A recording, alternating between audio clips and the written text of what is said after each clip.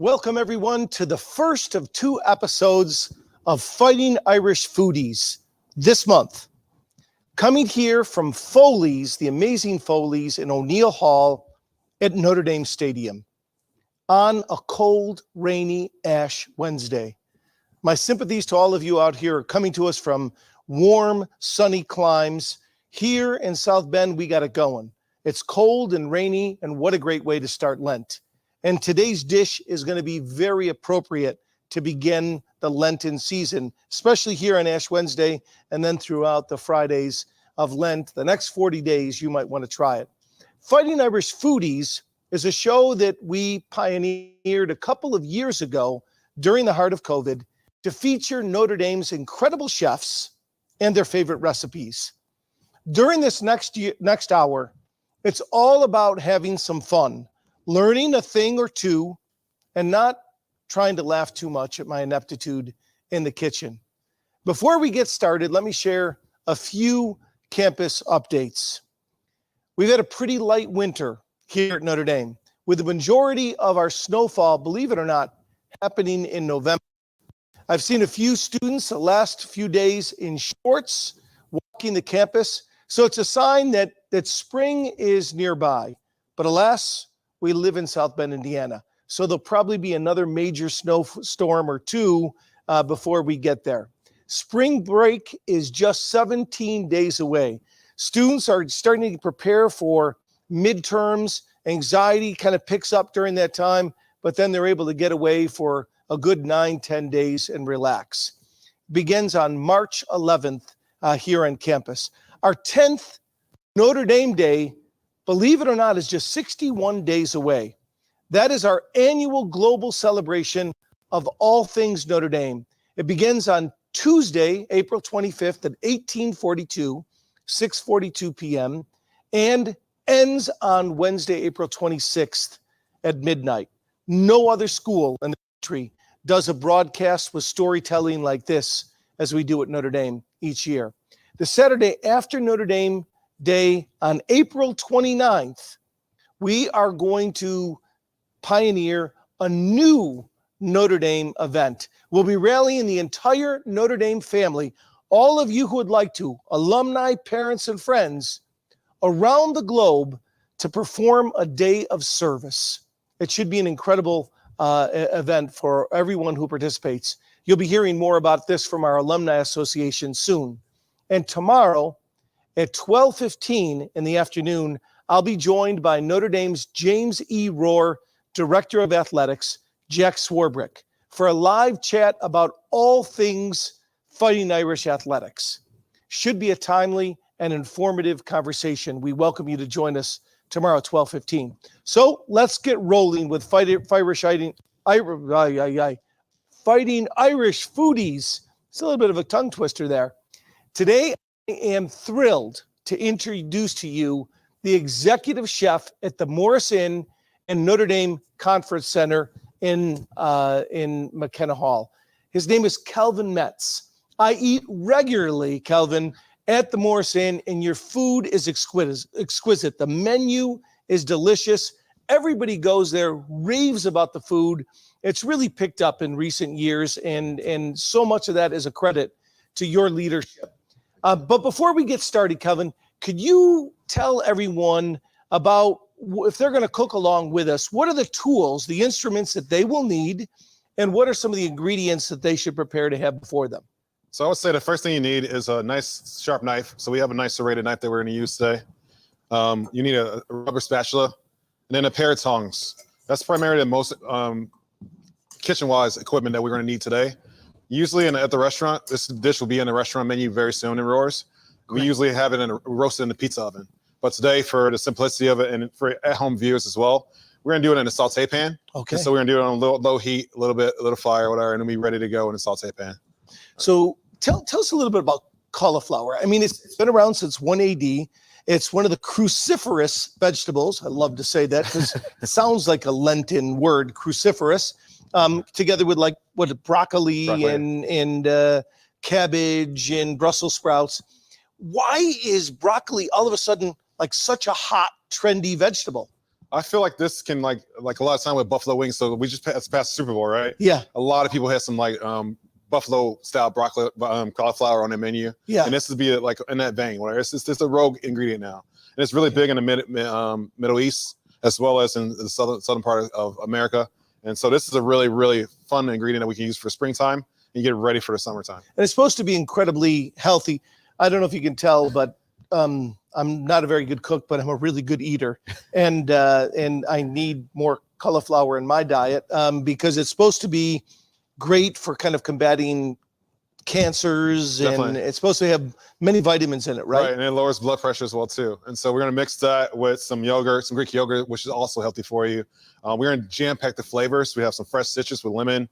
We have some feta, which is really good cheese. And we're going to kind of build off of that, whatever. So you're going to have a healthy but flavorful dish that you can have for Ash Wednesday and for Lent and whenever you want to have it. A meatless Monday, so to speak. Meatless Monday. Okay, great. Well, let's get started. All right. So we're going to start with the first ingredient. We're going to do the onion. So we're going to pickle the onion. Okay. So most times when you pickle onion, you use it, leave it for a day or two. Yeah. We're doing a quick pickle today. Okay. So we're going to take the onion, and we're just going to slice it in half. Okay. All right. And then we're going to just thinly slicing on an angle. All right. So just go right down with your knife. This way. Yeah. There you go. Yep. And slice it as thin as you can without losing any digits. Yeah, that's my big concern is I'm fully capable of losing a digit here.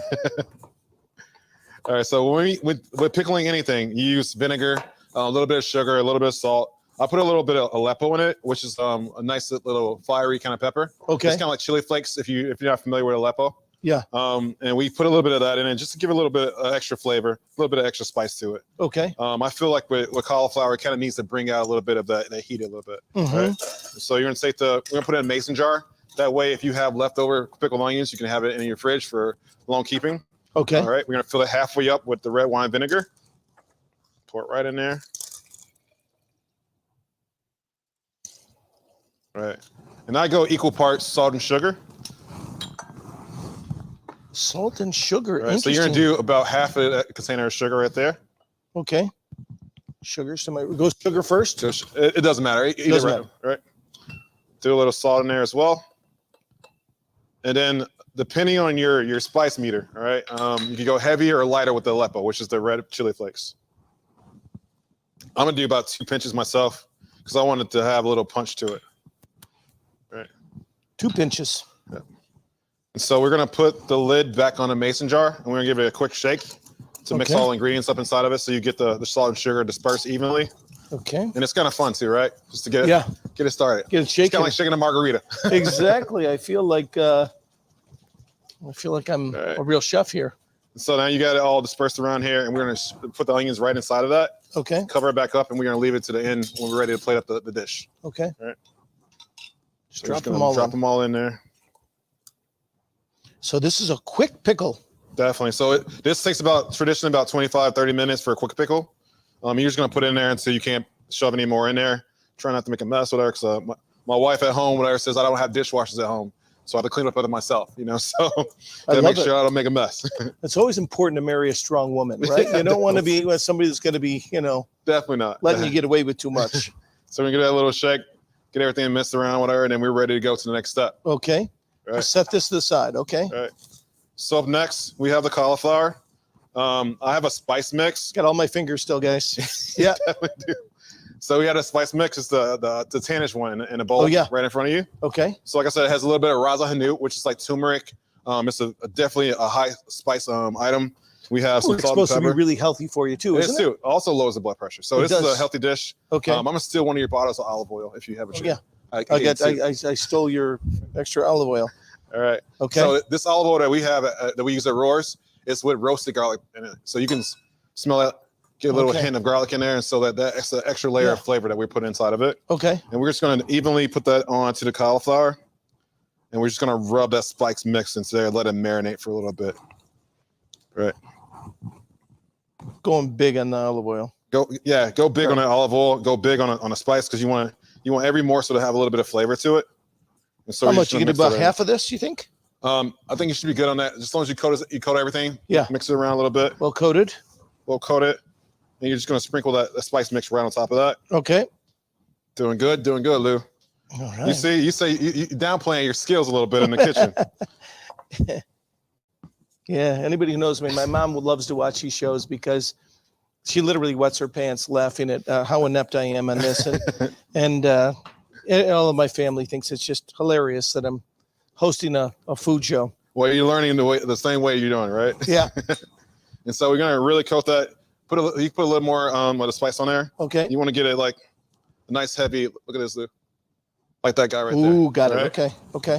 So it's kind of like the barbecue pit master when they rub the pork before they put it in a smoker.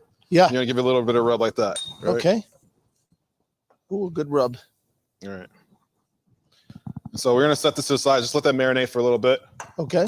Like I said, this dish is all about building flavor, right? And so up next we're gonna do this Greek yogurt that goes with the dish. Okay. And so it's gonna be Greek yogurt, a little bit of jalapeno. I love the spice. Okay. Some lemon, fresh lemon, and then we have some dill as well too. Okay, good. All right, so we're gonna do that whole bowl of yogurt. And drop it right up in there. Okay. This is where we use our spatula. Yeah, so here we go. So let me ask you while we're doing this. Tell us a little bit about your family. You've been here now for about 8 years. You came to us from a pretty cool spot. Tell us where you came from and how you came to Notre Dame with your family. Okay, I came from Michael Jordan Steakhouse in Chicago. I had been working there for about 7 years inside the Intercontinental Hotel right on Michigan Avenue. That was the most recent stop I had before I came to Notre Dame. I found paradise and love, whatever. So that's why what was more exciting and exhilarating for you, doing a food show with me or hanging with Michael? I would say you for sure. Yeah, right. That's right. Definitely. So was he a foodie? Michael's a big foodie. So we used Yes. to put together care packages for him several times throughout the year. And I'm not sure if you've been to Michael Jordan Steakhouse, but we had this bone-in filet that he would always order. We had a 23-layer chocolate cake. And so he would order one of the cakes, a whole one. We're like, it's humongous, right? Wow. But he's a big man, so he can eat it, and he's in shape, not like we are. That's right. And Yeah, so exactly. He burns it all off. So we would order that a couple times a year. We had this blue cheese garlic bread that we will always order, and we would literally mail it to him, overnight it to him, have it all ready for him, and then his chef would prepare it at his place at home. So you have 3 young children. You share something in common with Michael. Can you share that with everybody? Yeah, we both are twin dads. Yes. Both are twin dads. So I have my two twin sons that were born 2 weeks before I started here at Notre Dame. Wow. Yeah, so I had 3 in diapers when I started here, and it was a fun time. Very exhilarating. So you get a 12-year-old daughter? 9-year-old. So I have a 9-year-old daughter and then 7-year-old twin boys. Oh, 9 and 7. Okay. Yeah, so Fantastic. In any freaky twin stories yet? Like, like when one's in a different area and they hear that, they feel the pain of each other or something? I feel like they're very much synchronized in that way. They are very, they're best friends and worst enemies. Yeah. But twins before everything. That's what my wife and I always joke around with. Twins before everything, even Amelia. Yeah. Sometimes she's the all person out with her because the twins are like forming like Voltron almost. Yeah. Leaving her out in the cold. That's amazing. Yeah. Fantastic. Okay. All right. So with this, we're going to put a good amount of lemon in it. So I would say about, you want to do about a half a lemon. So you can take one of the wedges, whatever. You're just going to squeeze it right in there. Kellen, we have a question.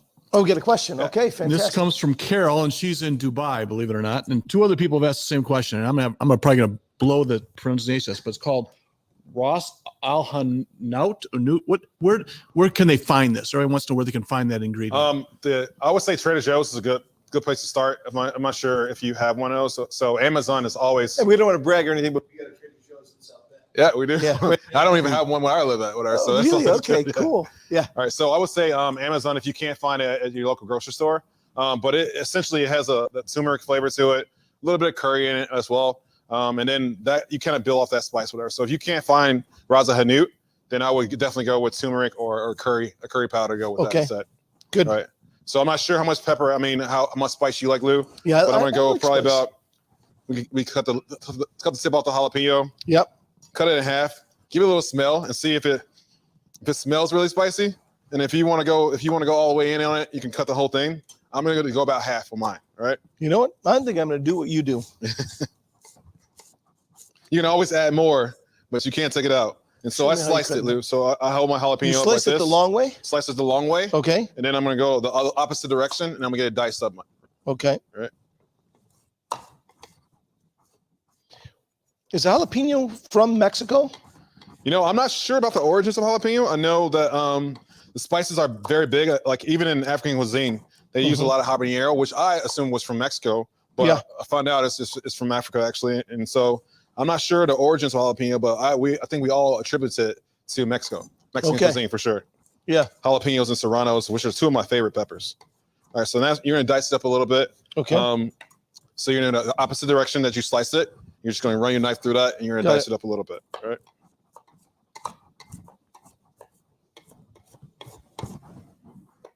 So how many accidents do you have, like when you're back there cooking with all your sous chefs? I mean, are people like cutting themselves from time to time? These knives are really sharp. So we have been lucky enough to not be on risk management's website very often. Yeah. We took an uptick around December. We had a good number of accidents. I think people were very tired and just come out football season and get into holiday season. Right. And that's when most accidents happen. Yeah. And if you usually have a sharp knife, it's a little harder to cut yourself. Okay, so the dull knife is the one you got to be worried about. Definitely, because you're applying more pressure than need be. Yeah. Because you're compensating for the less sharpness of the knife. Our house is full of dull knives.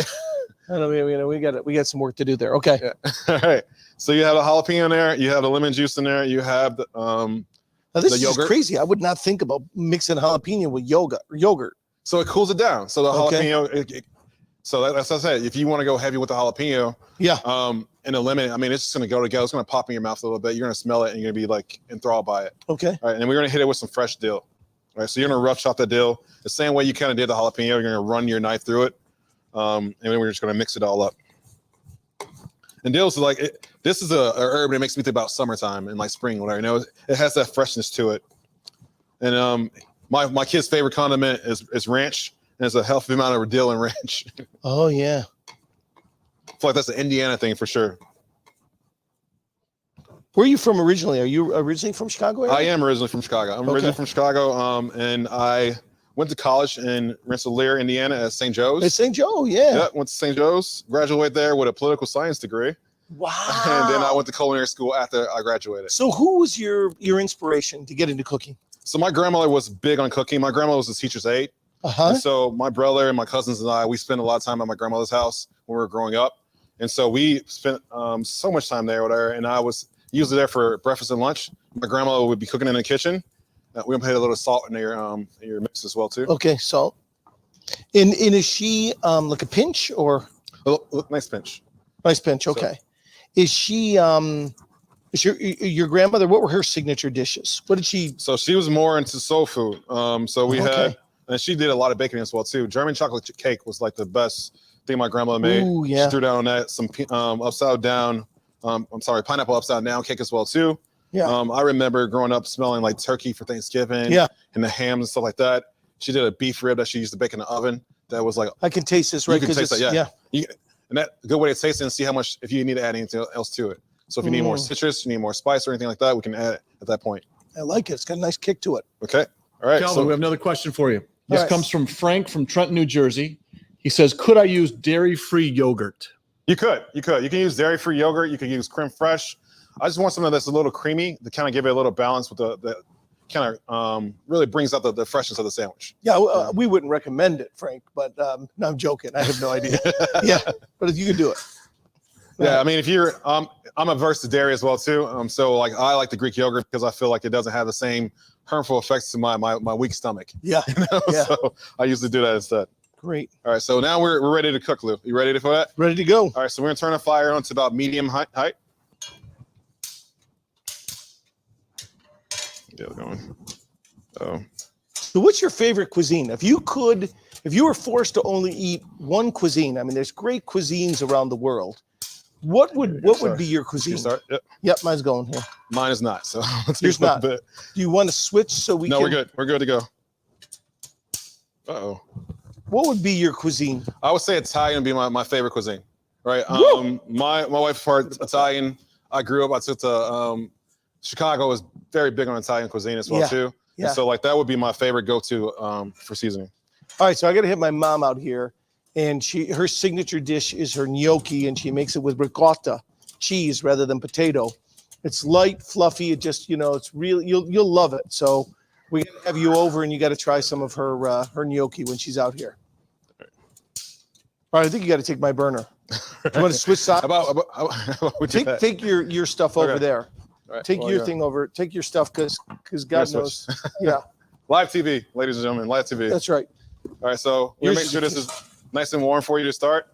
We're gonna hit it with a little bit of olive oil, and at roars we put our olive oil. We'll put a little garlic in our olive oil, so you get the flavor of that. You can smell it inside here, whatever when it goes, gets going. Okay. With that olive oil, we're gonna put the cauliflower right in there. Okay.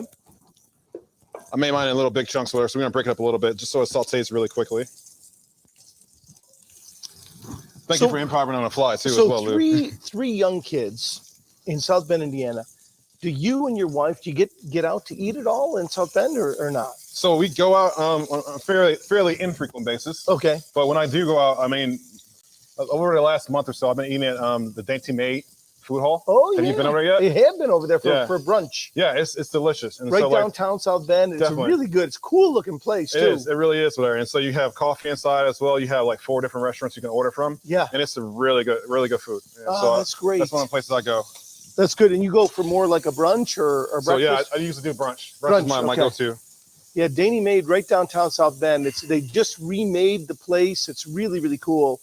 And you got to check it out. Any other places that you recommend? I like Crooked U as well. Jesus Latin Grill. Really good. Yeah, that's really good. Over in Mishawaka, that's a great place. Yeah, it's very fresh and vibrant. Yeah.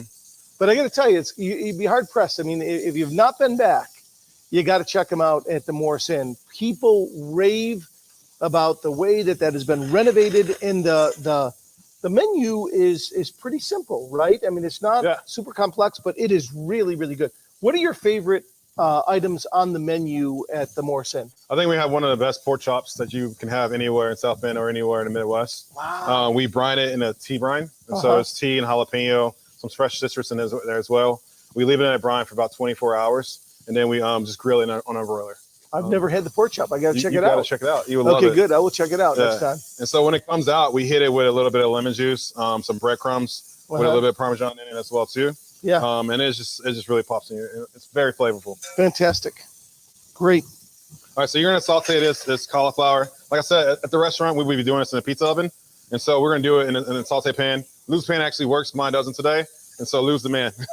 Yeah. So we're just gonna saute it until it's lightly brown. Okay. If you want to feel it a little bit, you want to cook a little bit. I'm gonna make sure you got the skills to be ready to make this at home, right? Good. Yeah, exactly. So you're just gonna turn it around a little bit, whatever, and make sure it's getting evenly brown. I want to resist the urge to put my hand in the pan. My kids see me do that at home, whatever. But if we were in a kitchen, we would be just like moving it around a little bit with our fingers. That's like my kids. That's like my kids watching me drive. It's not a good model, for them as they're learning how to drive. You're gonna have to watch out for that because I tend to be a little aggressive and a little reckless at times. Okay. So that's not a good night. So you got to be careful putting your hand in the pan. Where are you from originally, Lou? I grew up in Western New York, just outside of Buffalo. So my wife's in Buffalo, actually. Get out of here. Yeah, she is. Yeah, so she's gonna be really good people, right? Yeah, she is. Her family is. We went to the last game, or the last home game that they won in the playoffs with her. You did. You went to the stadium to watch the Bills. Yeah, we did. It was the first time I was a part of Bills Mafia for the weekend. It's crazy. It was a fun time. It is fun. They're really good people. Buffalo's got nothing going for it. I always say, like, if you grow up in Buffalo, you can move anywhere and be happy. But the people in Buffalo are just really good, down to earth, caring people. It's a lot of like what you see here in South Bend. Right. The Midwest. Great Lake City. Yeah. So good stuff. All right. So we're just about done. We're about a minute out on this cauliflower. Okay. It's starting to get very tender. You can smell the raza hanut coming off of it. Has that kind of nutty, kind of earthy flavor to it, that smell to it. And this is going like with that Aleppo in it. So we have, like I said, we have coriander in there. We have salt. We have pepper. We have a little bit of cumin as well too. And it kind of gives that nice mouthfeel as well. And so it's going to be really nice and flavorful. Fantastic. So we have a question from Calvin. Yeah. Yes. This is from Amy from St. Louis, Missouri. And she wants to know, what is your favorite brand of cookware? At home, I use Wolfgang Puck. I've been using that for about 20 years. My parents bought it when I graduated culinary school in Kendall College in Chicago. And it's lasted the test of time. So I've had it since about 2005. And I stand by it. So at home, that's my favorite one. At work, it's not so much about the equipment. I mean, it's just a place, basic cast iron pan. It just does the job. But at home, I definitely like the Wolfgang Puck. Mm-hmm. Good. All right, so we're we're done with the cauliflower. I'm gonna turn the heat up a little bit, Okay. and we can get back to doing the rest of it. And so the rest of it, we're just gonna be doing garnishes. Okay. Okay. So you stay right over here if you want, and I'll stay right with you. Okay. So we're gonna take a little bit of cucumber. So I feel like the cucumber, like I said, with the dill, with the freshness of it, the lemon, this goes well together. So we're just gonna slice it in half. So what are the tricks to cutting? What are you like? What are the rules for somebody who's wanting to be a chef and making sure you don't cut yourself and you can do it fast? And so fast is never the option, right? Oh, no, okay. You learn speed as you go along. Okay. So I say you want it on flat surfaces. So when you cut the onion in half, you had 2 flat surfaces to start from. Yeah. The cucumber, same thing. We're gonna cut that in half as well too. And so you have the 2 pieces instead. Yeah. You put it right next to each other, and like I said, the same thing with the fingers. Yeah, keep your fingers like this. Back. Okay. You're gonna run your knife through it. And so as you cook more and as you chop more, you're gonna get a little more speed that come along with it. But you gotta be safe more than anything. Okay. Right. Show us your speed a little bit. Woo. That's smoking. And it's a serrated knife, whatever, so it catches a little bit more. Yeah. But it's good for just staying sharp and saying you have a dull knife at home. Yeah. So it's a lot more cucumber than we need, but we're gonna build a sandwich here in a minute, and so be ready to go. So this is one of my problems with cooking is I'm kind of little on the impatient side. Yeah. So sometimes I try to cut a few corners and try to go a little faster here, and that doesn't work really with cooking, does it? I mean, it can, but you run a chance of ruining what you're making. Okay, so okay, yeah, exactly. You don't want to do that. So we're gonna take this bowl right here, and I'm gonna put the cauliflower right in this bowl. Okay. Set this to the side, and I'm gonna take one of the ciabatta rolls. So you can do ciabatta, you can do naan, any kind of like hearty roll that will stand up to it. Ciabatta is another good Italian roll, right? Definitely. Italian bread. We're on a theme that we got, right? Yeah, we got to go now. We got to go and keep you happy. All right, so you're gonna toast that on the pan for about a minute and a half, and you still have that flavor from the roasted garlic that was in the oil. Okay. And we're gonna start building our sandwich here in a minute. All right, so let me ask you another question. Okay. Favorite food movie? What movie that? I mean, I have my favorite food movie, but what is a food movie or two that you love to watch? I love, believe it or not, I love Ratatouille. Oh, you love it. Love Ratatouille. I remember seeing it in the movie theater, and it was awesome, right? So for me, the whole idea of a rat, kind of cooking food. He was sanitized. I mean, it grossed me out a little bit. Like, the whole rat thing. I had trouble getting over that. Yeah. So I'll recommend another one for you. You ever seen the movie Chef? Yes. And so the guy takes his kid he has a food truck, like the Roy's food truck. Oh. And he drives down to he goes down to New Orleans, whatever. They stay there for a little bit. Yeah. And he kind of reinvents cooking a little bit for himself. That one. I was thinking of a different one. Usually, a lot of times when they show chefs on there, they're kind of maniacal. They are. The chefs are a little crazy, right? We're a little bit crazy. Yeah. It takes a little bit of creativity, a little craziness to kind of make it bring it together. All right, my favorite one, Big Night. Big Night. You ever see Big Night? I've not seen that. Oh my God, you got to check it out. It's an Italian meal. It's kind of like a Babette's Feast, but a modern day kind of Italian Jersey restaurant. Trust me, watch Big Night. It's oh my God, my mouth salivates just watching it. I would love that because I love that Italian flair to it. You gotta watch it. Okay, definitely. good. And so this is the basis for our sandwich, right? We toast a little bit, so it has a little bit of the brown flakes from the spices, which is definitely good with it, all right? And so we're gonna start with the base of it. We're gonna put just the yogurt mix. We made this nice yogurt and citrus yogurt, jalapeno yogurt. I'm gonna put that on the bottom. Ooh. Right. I'm gonna switch it over so it's yours. I want to make sure I'm tasting yours. Cool. Okay. Definitely ready to go. All right. So we have the yogurt on the bottom. Okay. I put a little spinach. You can go arugula if you want a little bit of pepperiness to it. Yeah. But I feel like a nice little green, definitely for the springtime, definitely for the linen season would be very sufficient. Right. So I'm arugula over spinach. I like arugula better. Like that peppery flavor to it. Yeah. It seems like arugula's kind of just come back on the scene too in a strong way. Yeah, I definitely agree with you. I know a lot of sandwich that we use at Roars, we use arugula instead of spinach as well too. Okay. It has that little bite to it, like to our turkey club. This sandwich, like we have at Roars, we're gonna put arugula on that as well too. Okay. But I just want to give you a little options. Some people are not big on arugula, and so like everyone likes spinach. That's right. It's an easy go-to. Calvin, we have another question for you. Yes, sir. This comes from we don't have the first name of the person, but they're from Crofton, Maryland.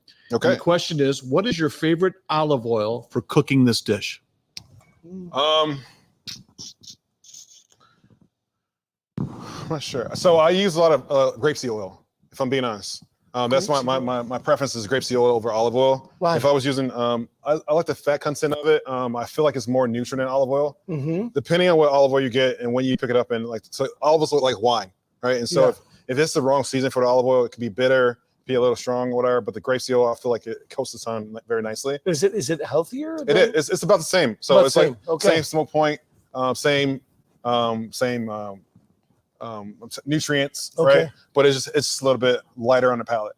And so How important is it virgin oil, olive oil? Is that like you if you're going to buy olive oil, do you always want to get virgin olive oil? So I would not cook with I want to cook it with extra virgin olive oil because it's a very like fragile oil. Whatever, you're gonna break it down a little bit. Okay. And so like you're gonna do like a lower grade olive oil for that, Okay. just for sautéing. Got But it. for if you're like finishing a pasta or something like that, whatever, put a little extra virgin on top of that. Got And I it. think that'd be very nice, very nice. Oh, Like some interesting. roasted vegetables. Yeah. For summertime, you want to grill some vegetables out. Put a little extra virgin on top of that with some fresh herbs, and you're Got ready it. to go. But you wouldn't cook with it. Yeah, I want to Okay. cook with it because you want to if you're gonna get olive oil, you get the nice stuff. Got it. Okay. Right? You want okay, good. to eat Okay, that that's more good than to cook know. with it, right? Good to know. All right, so we're gonna build that. So I have the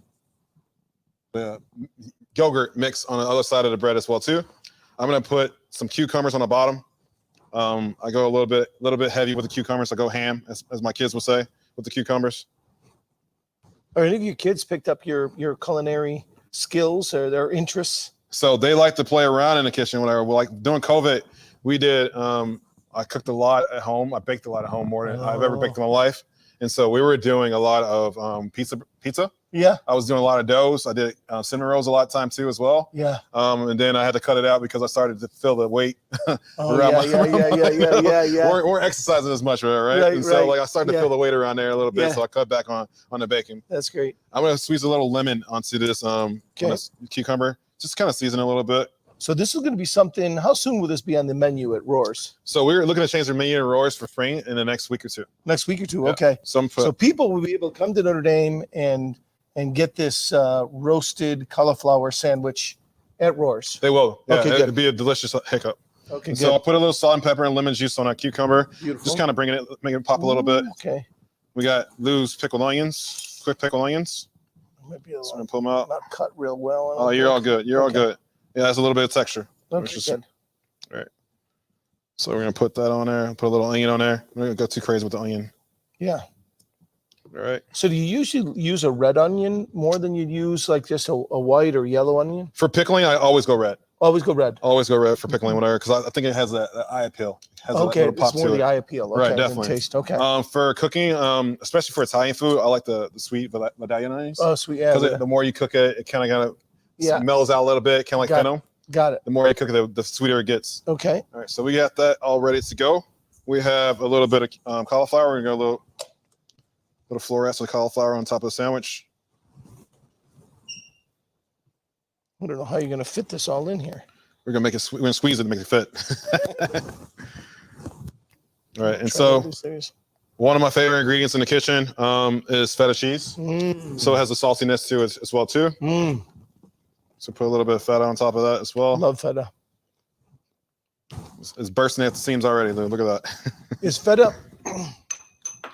Is it from Greece? Is it just a Greek cheese? How do you?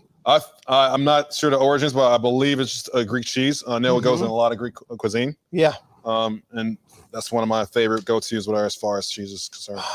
All right, so this is a healthy sandwich. You guys can Fantastic. see that.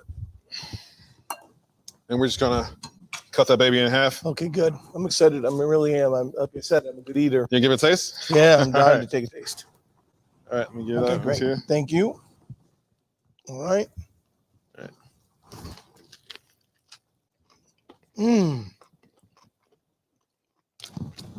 What do you think? I'm a cauliflower believer.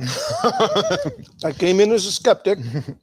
And that I would order this. Well, Oh my God, especially on a Friday of Lent.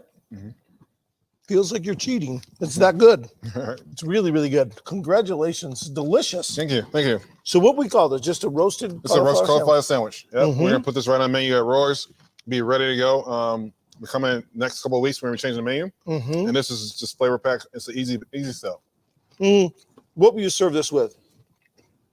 So we're in the process of switching over to chips for most of our sandwiches at lunchtime. You can still get fries if you want. Our fries are a big hit, but the chips, I feel like, it give it a little more crunch. So it's like nice seasoned chip. We do a weekly special as far as like ranch flavor this week, maybe barbecue next week, or salt and vinegar, something like that, whatever. But this would be a good go-to. Go with that. All right, if you could eat in any restaurant in the world, where would you eat? Where would be, or is there a place that you've been longing to eat at, or you've eaten it before, and you say, "Oh my God, this is just another level"? Yeah, so I would definitely say like any of the places on Chef's Kitchen would be one of my favorite ones. Mm-hmm. I really like the Gray down in Savannah, Georgia. Mm-hmm. I've watched the episode several times before.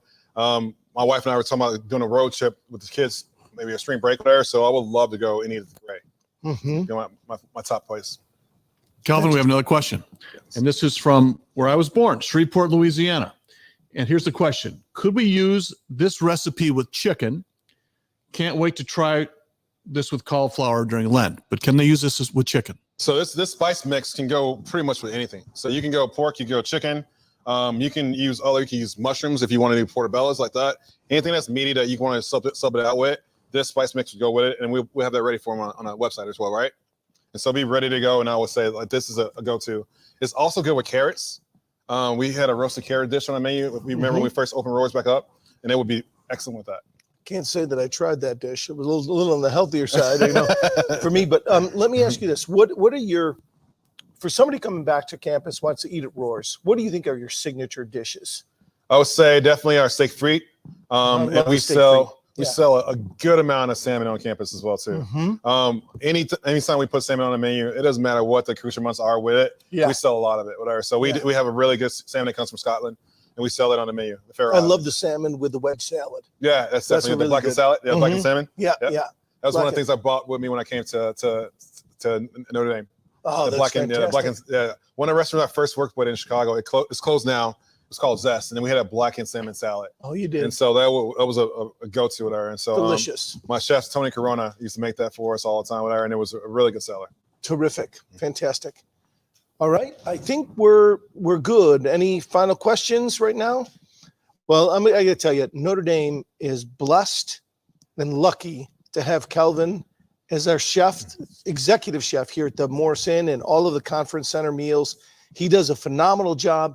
Come and taste his work firsthand. Join us at Roars.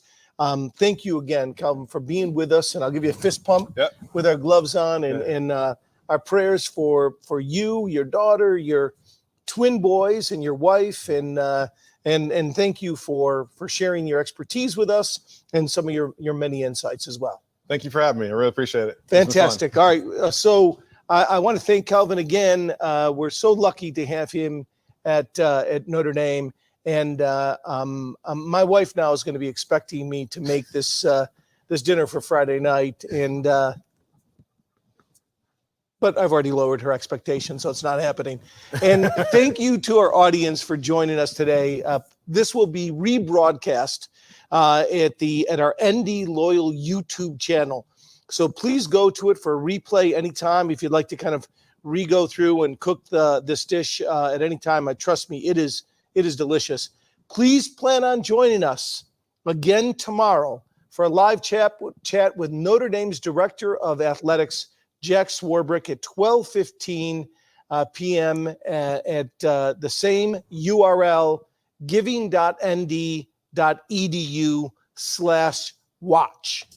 And please join us next Wednesday at noon as the James E. Mattson Dean of the Notre Dame Law School, Marcus Cole, will be joining me for another live chat. Thank you again for being with us today.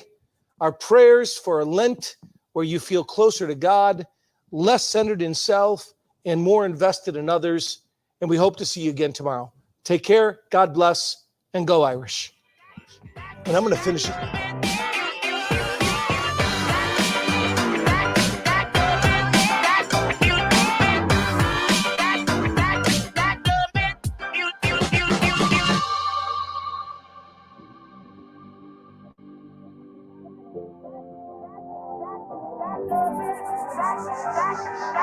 Back.